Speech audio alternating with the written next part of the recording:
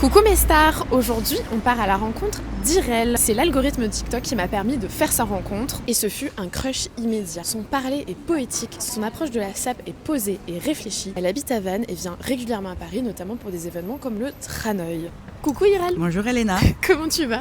Écoute, très bien. Ouais, je suis trop contente déjà que tu sois à Paris, que ça m'ait donné l'occasion de t'interviewer. Est-ce que tu peux me dire quels sont tes 3 basiques pour te saper en conscience? Alors déjà la question elle est tricky parce que 3 basiques à choisir c'est très compliqué. Moi je pense que j'en ai au moins 5 ou 6. Okay. Mais je vais te donner ceux qui pour moi sont essentiels aussi entre mon alignement intérieur et extérieur. On va commencer déjà par mes bagues, hein. Donc j'en porte quelques-unes aujourd'hui. C'est des bagues qui sont fabriquées en laiton, donc qui sont faites sur mesure en Côte d'Ivoire. Dès que je vais en Côte d'Ivoire, je contacte là-bas une artisane que j'appelle Tata en fait. Okay. Parce que t'es née à Abidjan, c'est ça? Moi je suis à Bouaké, mais c'est en Côte d'Ivoire. Okay. Je lui dis Tata, j'arrive, voilà, j'ai dessiné des petits symboles, qu'est-ce que t'en penses? Et un jour elle m'a dit mais arrête de dessiner des symboles, tu es baoulé, tu es né à Bouaké. Okay. On a des symboles qui sont représentatifs de notre culture, qu'on appelle les symboles Adinkra, qui sont des symboles aussi de la culture donc ghanéenne. Et chaque symbole, en fait, porte une force. Elle m'a dit, comme tu es très proche de tout ce qui est spiritualité, ésotérisme, mais écoute, ça serait peut-être bien de commencer à intégrer dans ton dressing et sur toi-même les symboles de ta culture. Donc là aujourd'hui je pense que j'ai un soleil, voilà, qui est aussi le symbole de la transformation, d'être illuminé et d'ouvrir en fait ses chakras pour chaque type de rencontre et de porter aussi la bienveillance, donc d'apporter de la lumière aussi chez les autres. Et celui-là, je suis pas sûre parce qu'il a une forme assez différente de ceux auxquels je pensais, mais je pense que c'est le Soum Soum, donc qui porte aussi, c'est le symbole de l'esprit vital.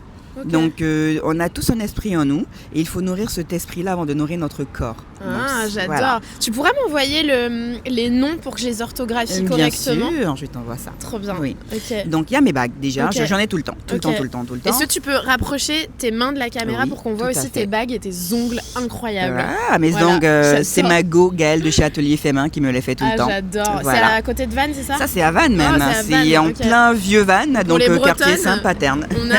On a une référence. Trop bien. Voilà. Ok, j'adore. Et mon deuxième basique, je dirais que c'est mon foulard. J'ai toujours un foulard noué autour du cou. Je pense que c'est mon archétype. J'ai commencé à travailler sur les archétypes stylistiques. Ouais. Et donc, je me suis rendu compte que moi, j'en ai plusieurs, notamment l'archétype un peu glam rock. Je suis pas très glamour, mais j'ai été très rock'n'roll à un moment donné dans ma vie. Ouais, t'as une vibe comme ça. T'as vu? Ouais, t'as une vibe. Donc, comment relier les deux? Je me dis, le foulard a ce côté aussi qui fait chic. Et en même temps, j'ai un côté féminin, mais qui est assez... je sais pas comment dire, je vais pas dire masculin parce que c'est un peu contradictoire, mais j'ai une force féminine moi qui est différente de ce côté très romance. Je suis pas romance. Ok. Je sais pas si c'est clair ce que je dis. Non, si. Et le côté rock, voilà, je m'habille encore en noir, mais moins. Je porte beaucoup de cuir, mais j'essaie de mettre un peu plus de couleurs, comme là, le petit bleu aujourd'hui.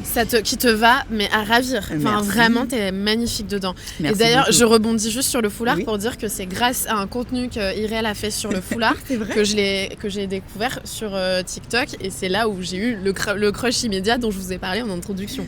Tout à fait. Les étoiles, les astres s'alignent. Non, mais exactement. Et donc mon foulard, j'en mets tout le temps. Donc c'est cet archétype en fait qui vient me rappeler aussi que ma voix est protégée et qu'elle est importante et que toute chose que je vais dire en fait, il faut que je prenne le temps de le travailler. Lâcher prise pour bien évidemment, mais ne pas juste parler pour parler. Il faut que ça ait du sens. Voilà. Donc c'est aussi ça. Je protège aussi mon intérieur, ma voix intérieure. J'adore. Et en fait, ça n'a rien à voir avec la couleur, ni la coupe d'ailleurs. J'adore les kimonos, quoique. Mais c'est des vêtements en pagne tissé Kita. Donc c'est du tissé fabriqué en Côte d'Ivoire, handmade. Oh, ok. Lorsque j'avais ma maison d'upcycling, j'ai fait faillite. J'ai fait fabriquer des tissus sur mesure et j'ai voulu assister en fait à la teinte naturelle. Et donc ça c'est de la teinte naturelle. C'est magnifique. Le tissage, c'est moi qui ai choisi les lignes de tissage. J'adore. Parce qu'en fait chez nous aussi, chez les baoulés, chaque couture, chaque dessin, chaque motif et chaque couleur a une symbolique. Donc on ne porte pas les couleurs de façon inconsciente, on ne porte pas non plus aujourd'hui. Je pense que ça se fait beaucoup, mais à l'époque ça se faisait pas. On choisit un motif, une couleur parce qu'on a envie de parler de quelque chose, de raconter une histoire. J'ai eu un enfant, je me suis mariée, je vais bientôt marier, j'ai eu des jumeaux, j'ai perdu quelqu'un, tu vois. Donc c'est très drôle parce que petite aparté, mais je lis ce bouquin-là. Donc, qui est de Michel Pastoureau, qui est français, blanc, voilà. Et en fait, qui raconte justement les souvenirs de ces couleurs et la symbolique des couleurs. C'est un sujet qui me passionne. Voilà. Et moi, j'adore en fait justement ce que tu dis parce que du coup, ça nous permet d'ouvrir notre esprit à ce qu'il y a en dehors d'une culture française, occidentale, blanche, etc. Quoi. Exactement, d'aller chercher ce qui se fait ailleurs. De toute façon, on est tous reliés. Moi, je dis que dans la vie, tout est énergie de toute façon. Qu'il y ait eu la colonisation, pas c'est notre sujet, on se serait croisés d'une façon ou d'une autre. Et il y aurait eu une influence vestimentaire et de tissu. Donc voilà. Et donc j'ai fait fabriquer ce pagne tissé. J'ai choisi les couleurs, je voulais un bleu parce que la dernière collection que je voulais sortir parlait de la mer. Parce que j'adore l'eau et je viens en Bretagne en plus, donc à côté de la mer, et la Côte d'Ivoire aussi est bordée d'eau. Voilà, donc moi j'ai un côté terre et mer en fait qui est très ancré. Donc on avait travaillé avec les filets de pêche qu'on avait upcyclés, voilà, bref. J'ai toujours un vêtement aussi en pagne kita ou sinon un accessoire en pagne kita, soit un sac ou autre.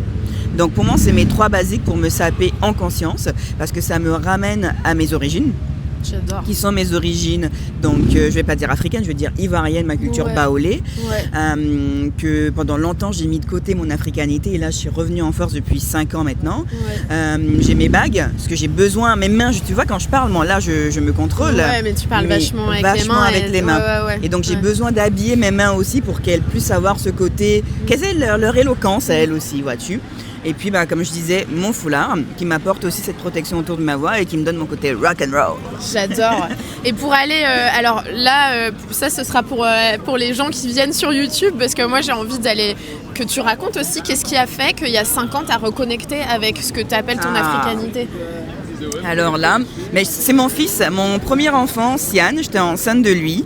Et puis je me suis demandé en fait qu'est-ce que j'allais lui léguer en fait à cet enfant-là. C'est un enfant qui déjà est métisse, donc il y a un père qui est breton, qui a une maman qui est certes noire, mais on ne s'arrête pas juste à ma couleur de peau. Son métissage vient de plusieurs facteurs, de la Bretagne, de la Côte d'Ivoire et aussi, je suis naturalisée canadienne, donc il est canadien mon fils, donc il va se dire, attends maman, t'es canadienne, t'es machin, mais où est-ce qu'on vient? En plus on est baoulé. Et là, moi mes parents parlent très bien le baoulé, mais mon père nous l'a jamais appris. C'est d'ailleurs dans un contenu, j'en parle vite fait qui n'est pas encore sorti, où je dis en fait que nos parents avaient cette peur de montrer en fait tout ce qui touche à notre culture parce que dû à la colonisation et aussi à la place qu'une personne noire doit prendre dans la société occidentale, des fois tu es obligé de cacher un peu ton côté folklorique pour t'adapter. À cause du racisme quoi. Et puis pour s'adapter. Il y avait ça. Aujourd'hui, moins. On aborde beaucoup plus des beaux afros, des ongles colorés, des habits peu importe. Il y a une vraie fierté fierté de de quitter en fait. Mais en fait, il y a un traumatisme familial qu'on est en train de casser. Il y a une génération d'enfants issus de la diaspora africaine qui vivent dans la société occidentale qui sont en train de faire cette rupture-là. Nos parents, on ne leur en veut pas. Ça faisait partie de leur génération. Ils n'avaient pas le choix, ils nous ont protégés.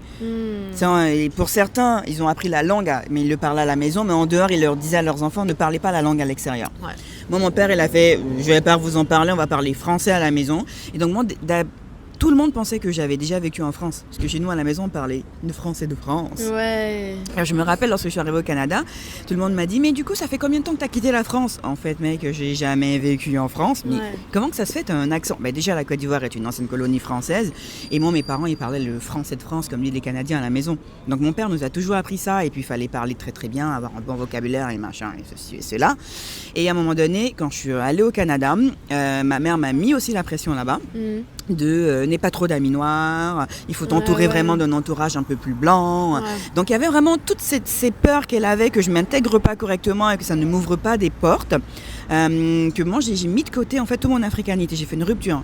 J'ai même fait 8 ans en arrivant au Canada avant de retourner en Côte d'Ivoire. Pour te dire. Et à un moment donné, je suis retournée en Côte d'Ivoire, c'était en 2015. Et là, je me suis rendu compte de tout ce qui nous entourait, que je n'avais plus, mais qui me faisait tellement du bien, qui me faisait rayonner. Et j'ai dit à ma maman, j'ai envie de refaire mon dressing maman, j'ai dessiné des habits, et tu vas me choisir les pagnes. et on va les coudre ensemble. Donc ça, c'est ma maman en Côte d'Ivoire. Okay. Et donc, elle a choisi tous mes pagnes parce que systématiquement, je choisissais que des pagnes foncées. Tu des pagnes foncées? Que des pagnes foncées. Mais je te dis, à l'époque, je portais quasiment que du noir. Ah ouais, c'était ton Mon côté rock'n'roll. Okay. Et donc, elle a choisi beaucoup de pagnes colorées. Je me suis fait des vestons, des jupes, des pantalons. Et c'était des trucs très basiques. Parce que j'ai fait faire par des couturiers au village. Et lorsque je suis arrivée au Canada, c'était fin juillet. Je me souviens que dans la rue, en fait, tout le monde était mais waouh, mais attends, mais c'est magnifique, ça vous va bien, mais vous le portez comme une couronne quasiment, mais ça vient d'où, c'est quoi? Et puis c'est un petit côté vintage, mais c'est pas vintage. Ben non, j'adore le vintage, j'adore le rock. Je me suis inspirée de ça pour coudre les vêtements. Et là, je me suis dit, mais plus tu abordes comment on dit, ton alignement identitaire, et bien évidemment, c'est sûr que si tu viens d'une culture où tu as vécu des choses qui sont très graves, autant pour le psychique et pour le corps, et que tu as envie de faire une rupture, tu as le droit. Ça c'est important de le mentionner. Je pense qu'on passe en fait dans différentes phases. Enfin, tu vois, genre moi, évidemment, la rupture culturelle, parce que je suis une personne blanche, j'ai pas connu ce que tu as connu, mais tu vis d'autres phases de rupture, genre la rupture avec tes parents, la rupture avec ton identité familiale à un moment, jusqu'à ce que tu reconnectes à ça. Enfin, ça fait partie des phases de la vie, même si c'est pas tout à fait la même chose, parce que mais on passe par là, oui, on de passe toute par façon, là. parce que même cette rupture de mon africanité, elle est passée aussi par la rupture avec mes parents. J'avais arrêté d'appeler mes parents. Il y avait un truc qui s'était cassé. Je peux même pas identifier aujourd'hui ce que c'était. Mais je pense que c'est un peu un dédoublement de personnalité. On n'est pas préparé à aller vivre en Occident, parce que moi je ne suis pas née ici. Je suis pas née au Canada, je suis pas née en France. J'ai quitté la Côte d'Ivoire à 16 ans pour arriver dans un pays que je ne connaissais pas. Et il n'y a pas ce côté où on dit welcome kid, voilà comment on fonctionne. Non, on te jette dans la jungle et débrouille-toi, tu vois. Et c'est vrai que pour nos parents, ils réalisent pas ça, parce que eux, ils font pas tout ce travail aussi de psychologie, de machin, de trucs. Chez nous, c'est voilà. Parce qu'on est aussi une génération où on se donne le temps et l'espace de pouvoir faire ça. C'est parce qu'on a besoin de renouer, réparer, recycler, tu vois, toutes ces choses-là. Donc voilà, et donc il y a eu ce déclic-là, et j'ai commencé tranquillement, j'ai recommencé à tisser des liens avec des membres de ma famille, et puis à aller comprendre aussi mon histoire, d'où est-ce que je venais, à poser des questions à mes grands-parents maternels, parce que moi j'ai 2 mamans, donc ma mère maternelle et ma maman qui m'a élevée, donc la femme de mon père, avec qui j'ai grandi jusqu'à mes 16 ans, et ensuite je suis allée au Canada rejoindre ma mère biologique au Canada, et donc j'ai renoué un peu avec ces membres de ma famille pour essayer de comprendre nos histoires, d'où on vient, c'est quoi notre culture, pourquoi on parle de telle façon, et j'ai compris que même dans une seule culture, il y avait différentes identités, et que ces différentes identités-là aussi, elles ne disaient pas la même chose au niveau du style vestimentaire, au niveau des prises de position, voilà. Et c'est là que tout s'est fait. Et puis la vie fait bien les choses aussi, hein. Quand on s'ouvre à ça, on fait des rencontres en fait qui nous laissent pas le choix. J'ai rencontré mon conjoint. C'est lui qui est breton, c'est lui qui m'a ramené en Bretagne. Et quand je me suis rapprochée de la Bretagne, qui est plus proche de la Côte d'Ivoire que le Canada, je sais pas, j'ai eu besoin de nettoyer beaucoup de choses, d'aller creuser dans mes traumatismes de famille, dans ma lignée maternelle, de faire des ruptures sur des patterns qui revenaient beaucoup. J'ai fait des séances de thérapie que je continue encore d'ailleurs, et ma psy, Marilyn, Dieu me garde d'ailleurs, que j'adore. Désolée, je sais pas si je dois te citer, mais je le dis, Marilyn. Qui m'a beaucoup aidée aussi sur ce côté en me disant, mais en fait, il faut embrasser votre culture. C'est votre histoire, la façon dont vous racontez les choses. On sent qu'au fond, il y a la terre, il y a le rouge de la terre, il y a l'ancrage en fait. Et vous manquez peut-être un peu de fondation. Et ces fondations-là, c'est votre histoire, c'est votre culture. Trop intéressant. Et si vous n'êtes pas relié à ça, il y aura toujours un manque en fait. Et donc il y a toujours ce même cercle vicieux autour duquel vous allez tourner. Et donc je l'ai fait pour mon fils aussi, à qui je raconte des histoires. J'ai acheté des livres sur des petits contes, ça parle des fois des poulets. C'est des contes des fois un peu, comment on dit, c'est pas spirituel, mais comment je peux dire ça, féerique, qui parle des animaux un peu fantastiques. Voilà. Mais il y a toujours une morale, soit une morale d'amour, soit une morale de bienveillance, une morale de vol. Tu vois, il y a la petite histoire je sais plus de quel animal, qui avait très très faim et qui se rend compte, en fait, il croise un autre animal qui mange une vache, mais qui rentre dans la vache pour la manger. Mais sauf que la vache, en fait, elle est intacte. Ah ouais. Mais en fait, c'est Dieu qui a autorisé cet animal à rentrer dans la vache. Donc il dit, mais comment moi aussi je peux rentrer? Il lui dit, mais voilà comment que ça marche, tu viens tel jour à telle heure. Et c'est vraiment cette journée-là seulement qu'on est autorisé à y aller. Et on se fait plaisir. Et voilà. Par contre, il faut faire attention, il faut respecter la vache et tout. Sauf que l'autre, il a compris le truc. Mais il respecte pas, il revient tous les jours. Du coup, la vache, elle commence à dépérir. Tout le monde se dit, mais c'est bizarre. Nous, on fait ça, tout se passait bien. Et donc, du coup, ce que Dieu a fait, c'est que il a arrêté d'autoriser en fait qu'il puisse avoir à manger et tout le monde s'est retrouvé dans la famine. Tu vois, donc il y a toujours des petites histoires comme donc ça. Donc la morale, ce serait ne pas abuser des bonnes choses. Exactement, que la vie est une question d'équilibre. Exactement. Et c'est très drôle. Moi, je fais le lien avec le fait que ma mère, elle est anglaise et en fait, pour elle, moi, j'ai grandi en France, j'ai été éduquée en France et tout ça, mais elle a une part très très très importante dans mon éducation, dans le fait que mon éducation, moi je la vois plus comme une éducation anglo-saxonne, et ça a été notamment transmis par toutes les petites histoires qu'on avait quand j'étais enfant. Nous, je dis nous parce que j'ai 2 grands frères, et les contes, les histoires qu'on nous a transmises, c'était des histoires de contes avec des animaux anglais et américains, parce que l'autre moitié de ma famille est aux États-Unis, enfin l'autre moitié non, bon bref, on s'en fout, la partie de ma mère est aux États-Unis finalement. Et il y a vraiment ce truc de l'importance de vouloir transmettre à tes enfants à travers des outils qui sont méga accessible, mais peut-être que toi t'as aussi connu complètement, mais ce côté l'oralité, mais nous on observait nos tontons, ils nous parlaient pas directement à nous, mais ils nous laissaient tourner autour d'eux, donc on écoutait forcément les histoires de comment que c'était raconté, et puis nous en Côte d'Ivoire on est vraiment dans, tout est imagé. Nous, si on t'insulte un Ivoirien, tout est imagé. C'est ta grosse tête, là, on dirait, je sais pas quoi, mais tu vois le truc, tu fais, quand même, tu vois. Et même si on te donne de l'amour également, c'est imagé. Donc, on a besoin, en fait, de créer un environnement où les images sont là, où à travers l'oralité, les images, on peut créer du lien, se connecter. Ça me fait penser, j'arrête pas de faire des liens, mais parce que tout ce que tu dis résonne vachement dans des choses auxquelles j'ai pu avoir accès et tout ça. Mais typiquement, moi j'ai été danseuse de jazz pendant 8 ans et je continue un petit peu de temps en temps, mais à un moment, c'était la moitié de ma vie, quoi. C'était vraiment ma 2e maison. Et en fait, parce que je me suis intéressée au jazz, pour moi c'était super intéressant et c'était politique d'aller voir d'où ça venait, de comprendre d'où ça venait, de comprendre quelles étaient les cultures afrodescendantes, etc. Le jazz vient directement des esclaves noirs américains. Et justement, en fait, quand tu prends par exemple le Charleston, tu as plein de pas de Charleston qui sont très imagés. Mais complètement. Et c'est, en fait, par exemple, Spank the Baby, c'est un truc où tu tapes la fesse, tu vois. C'est ça. Et tu as plein de trucs où, en fait, c'est des pas.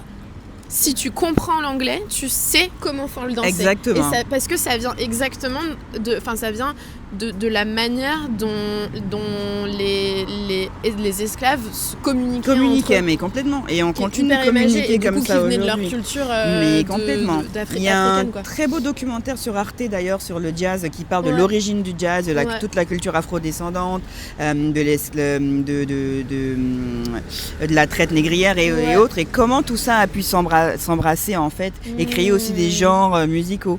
Donc très intéressant. Ça me donne envie d'aller voir. Aller voir sur Arte. J'espère qu'il y est encore. J'espère aussi. J'avais écrit des articles là-dessus justement sur l'histoire du jazz. Enfin vraiment j'ai fait des conférences et tout ça, mais je trouve que c'est un truc où justement c'est un peu ce truc de revendication depuis très peu longtemps, et je trouve que c'est super important quand on peut bénéficier d'une culture, c'est-à-dire la culture dansée et musicale jazz, d'aller s'intéresser à qui est à l'origine de tout ça, qui t'a permis en fait d'avoir accès à tout ça. Je pense que c'est indispensable. Et non mais écoute, là moi je rebondis avec le vêtement et du coup c'est ça mon métier, tu vois du coup, et c'est intéressant parce que finalement tu finis par faire quoi, de l'anthropologie, de l'ethnologie même, de la matière à laquelle tu es intéressé. Et c'est ce que j'appelle soit se saper en conscience ou danser en conscience ou manger en conscience. C'est s'intéresser à la culture pour comprendre en fait comment on le mange et pourquoi on le mange et pourquoi mon corps a été attirée par ça. Ouais, Tu ok, vois, c'est trop intéressant. Mon corps a été attiré par ça parce que Ouais. peut-être, même si je ne suis pas originaire directe, il y a peut-être des choses dans mon ADN ou dans ma façon d'interagir avec les gens qui me Ouais. ramènent à ça. Donc je ne suis pas en train de faire de l'appropriation culturelle, je suis en train de m'acculturer à une nourriture, à un vêtement, à une musique qui me porte Ouais. et qui fait autant du bien Ouais. à mon corps qu'à mon âme en fait. Ouais. C'est ça Ouais. que moi j'appelle prendre conscience Ouais, des c'est choses ça. qui nous entourent Ouais. et de les mettre sur nous. Bah en fait, non mais exactement, j'ai l'impression que là t'as, tu sais, genre un espèce de déclic en moi s'est créé avec ce truc-là en me disant mais en fait c'est vraiment ça. Et tu vois, genre par exemple moi j'ai fait des articles sur la différence entre appropriation et appréciation, Ouais. mais c'est pas aussi lisible que ce que tu viens de dire. Et effectivement, en fait pour moi, finalement tout revient à avoir la curiosité suffisante Complètement. d'aller au-delà que du Mais, bouton nez, quoi. mais c'est ça, voilà. Donc après, il faut Ouais. faire attention. Il y a beaucoup de personnes qui clament haut et fort appropriation culturelle. Alors, moi, je Ouais. dis que je donne des cours à l'ICAM Ouais. à des ingénieurs et je parle beaucoup d'acculturation parce que c'est Ouais. des managers qui vont travailler à l'étranger. Ouais. Et ce que je dis, c'est qu'on est tous acculturés d'une certaine Mhm. façon. L'acculturation, c'est quoi? C'est de par les voyages ou par les rencontres que l'on fait, d'être inspiré par une idéologie, par un échange, par une odeur qui fait qu'on se sent bien et qu'on l'intègre dans notre quotidien. Super intéressant. Tu vois, Ouais. et que moi du coup maintenant j'accepte, comme Ouais. mon chéri, ma meilleure amie Alexia me dit, j'ai fait de la tchéké mais j'ai grillé je sais pas des petits légumes avec à côté Ouais. et j'ai mis du porc caramélisé, j'ai fait on mange pas la tchéké comme ça chez nous. Après je fais mais en même temps elle a raison, C'est son c'est interprétation. son interprétation, c'est Ouais, son je vois ce que tu veux acculturation dire. à elle. Ouais, ouais. Elle a Ouais. aimé la tchéké, Ouais. voici sa façon de le manger, elle Ouais. intègre Ouais. dans son quotidien Ouais. à elle. Ouais. Mais du coup, est-ce que si elle décidait de manger comme nous, on le ferait, ça serait de l'appropriation culturelle? Non. À part si elle commençait à revendiquer que c'est comme ça qu'on le fait. Là, je dirais, bon, allez. Voilà. Ouais. Mais, Remettons les points sur les mais i. voilà, mais c'est oui, ça. oui, oui. Ou Ouais. quand mon mec veut manger de l'aloco, de la banane plantain. D'ailleurs, j'appelle tout le monde ma petite aloco parce que j'adore ça. Ton introduction, c'est à chaque fois mais ma l'aloco petite chez aloco. nous. Moi j'adore ça aussi. Ouais, voilà. Genre, ouais. Mais le manger avec autre chose que de la sauce tomate ou du petit piment, là, voilà. Mais en même temps, c'est aussi son acculturation. Ouais, ok. Voilà. Hmm. Voyager, de transformer sa soupe faux Ouais. ou de transformer son risotto. Ou Hmm. les Italiens, ils sont plus complexes, eux, quand on modifie un peu la façon Ouais. de cuire les pastas. Mais voilà, on a le droit quand même, c'est notre Ouais, ouais, acculturation. Ouais. Ok. Super intéressant. Est-ce que tu veux ajouter un dernier truc? Alors, qu'est-ce que je pourrais ajouter En lien avec le vêtement, peut-être. Ouais, Ou, avec le vêtement, avec ton activité aussi peut-être, ce que tu fais. C'est Ah oui. intéressant, je pense, parce que c'est Ah. vrai que je t'ai présenté en tant que personne qui fait des contenus sur la psychologie, la politique de la SAP, Ouais. mais tu fais aussi d'autres choses. Je fais plein d'autres choses. Ouais. Alors, moi, je dis que je suis sapéologue. Ouais, C'est un métier j'adore. que j'ai inventé, parce que ça Ouais. n'existe pas. Ouais. Et être sapéologue, c'est quoi? Alors, ce qu'on peut faire, vous pouvez peut-être faire le petit jeu, parce que vous allez regarder la vidéo, fermez les yeux pendant 45 secondes. Et pensez à un vêtement qui vous ramène peut-être à un amour, ou peut-être à un exil, Ok. ou à des moments plus tristes. Ça peut être un deuil, un départ, une rupture. Je réfléchis. Pensez à un vêtement peut-être, ou vêtement accessoire, hein, voilà, qui vous ramène peut-être aussi à une victoire, à une joie, à un événement de votre vie en fait, qui fait que ce vêtement-là, impossible de s'en séparer. Et il vous fait un bien fou, ou il vous fait même du mal, mais impossible de s'en séparer. Je sais, Il je est l'ai. là. Je l'ai. Là, vous allez pouvoir ouvrir les yeux. Ouais. Eh bien, voyez, mon travail, c'est de faire ça. Ok. C'est d'aller écouter ce que le vêtement chuchote à travers les genres, les âges, les classes, les classes sociales, pardon, et même aussi à travers les corps. Donc, quelles sont toutes les histoires que Intéressant. portent nos vêtements? Ouais. C'est d'aller comprendre, en fait, comment sont faits nos choix vestimentaires. Qu'est-ce qu'ils impactent? Qu'est-ce qu'ils disent de nous? Qu'est-ce qu'ils activent en nous? Et qu'est-ce qu'ils nous autorisent à être et à faire dans l'espace public?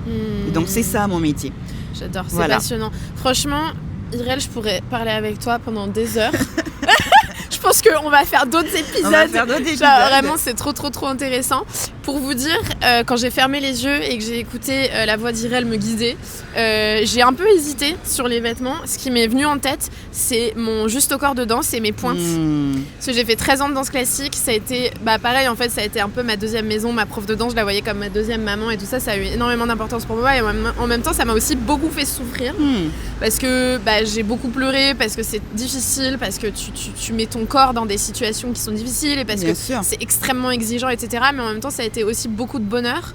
Et je dirais que la dernière année de danse classique, ça a été très compliqué parce qu'à ce moment-là, j'étais en relation amoureuse avec un pervers narcissique, donc j'étais complètement sous emprise et je me rendais pas compte.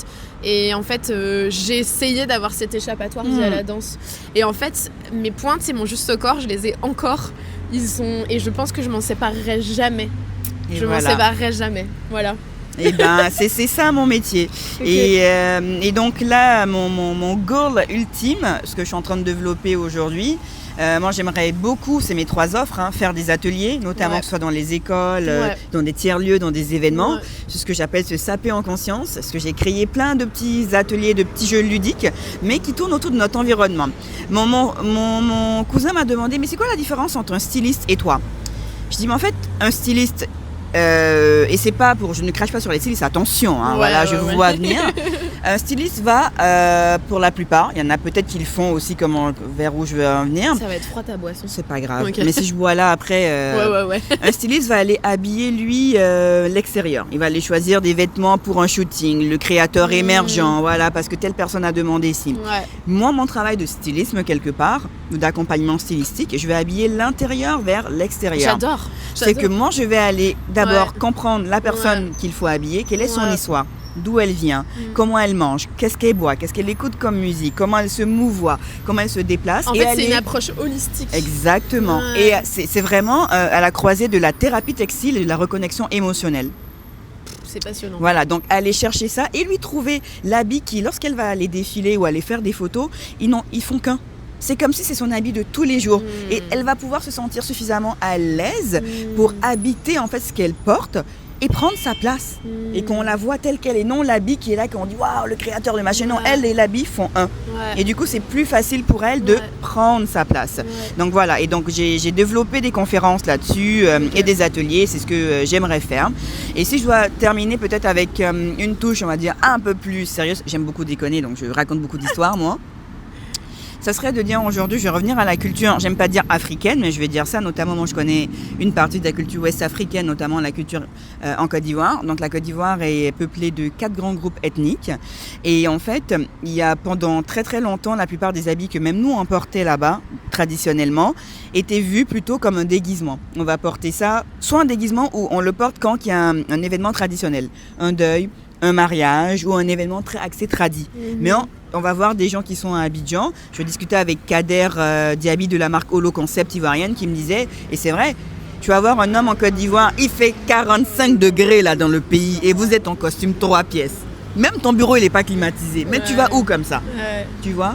Donc choisir des habits qui respectent notre environnement, qui respectent la température, qui respectent notre bien psychique et physique et dans lesquels on est à l'aise pour travailler et prendre des décisions, tu vois. Et je ne veux plus que l'on voit les habits africains, même traditionnels, comme des déguisements. Voilà. Et c'est pour ça que moi, je m'autorise à jouer avec les gens. Ça, c'est un panikita, mais vu que j'adore, moi, la mode japonaise, tout ce qui est très ample et haut, je me fais des kimonos avec. Mais si tu le vois de loin, tu peux pas savoir si c'est un vêtement africain ou un vêtement japonais. Juste, il y a un mélange qui est là. Donc, je veux qu'on embrasse ce mélange de culture et qu'on commence à s'acculturer de tout ce qui nous entoure et qu'on se dise, ça me plaît, mais je vais aller étudier et comprendre qu'est-ce que ça dit, c'est quoi le sens, et de le porter. Tu vois, parce qu'on porte beaucoup de choses sans savoir ce que c'est, des fois les bérets, des foulards, des machins et tout. Et moi, la première, ça m'arrive encore. Avec mon amie Marie, on est dans une friperie à Fripstar. Et j'avais vu un béret, je cherchais pendant longtemps, et il y avait une insigne dessus. Au début, je n'avais pas vu, puis j'ai fait...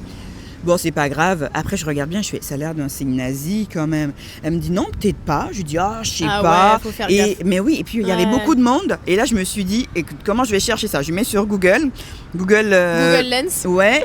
Il me sort 2-3 petits trucs, mais on n'est pas sûr. Elle me dit, mais en fait, on va demander à ChatGPT là. On Ouais. dit, on va l'utiliser cette fois-ci, hein, à bon escient. Ouais. Et là, il nous sort tout le truc, mais une enseigne nazie, Oh, c'est chaud. mais vraiment avec les histoires très très glauques. Là, j'ai fait, mais t'imagines moi, Aïe, la aïe, femme, la aïe. jeune femme africaine qui porte ça avec mes enfants métis et tout, Ah, et, waouh. et voilà. Ah ouais, non Mais- mais ça vaut toujours le coup de se renseigner. Même tu vois, genre c'est vachement la mode, les t-shirts américains ou des universités américaines. Je pense qu'il C'est faut ça. toujours se renseigner d'où ça vient, qu'est-ce que ça veut dire. Mais complètement, il y a des etc. t-shirts avec des alphas, des groupes où il y a eu des histoires Ouais, improbables et pas belles, Ouais, de ouais. viols, excusez-moi, et de Ouais, plein de trucs dans non, certaines mais c'est universités, mais Ouais. porte pas ce t-shirt de, Bah, ce, ouais. de ce groupe de foot là, tu vois. Ouais, Donc voilà, ok, c'est ce que j'aimerais dire. ok.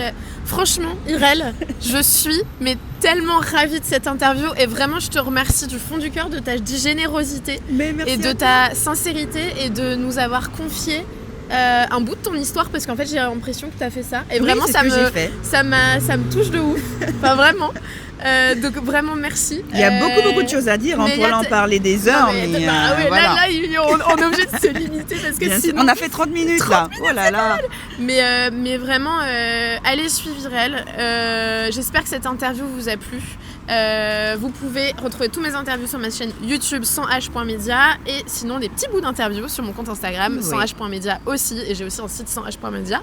Et pour suivre Irel, c'est sur Instagram sapcologie avec un Y56. C'est Sur ça. TikTok, c'est sapcologie. Oui, tout à fait. Et t'as une chaîne YouTube? Oui, mais que j'ai pas encore alimenté. Je suis une quiche, mais j'ai un podcast aussi Ah, que j'ai un podcast, sorti, que l'on retrouve sur Spotify. Ok. Où là, je raconte d'autres histoires. Vraiment, je suis dans le côté très oralité. Ok. Vraiment. Ben allez voir, c'est très Ok, intéressant. bah, je mettrai raconte, tous les liens de toute manière en description.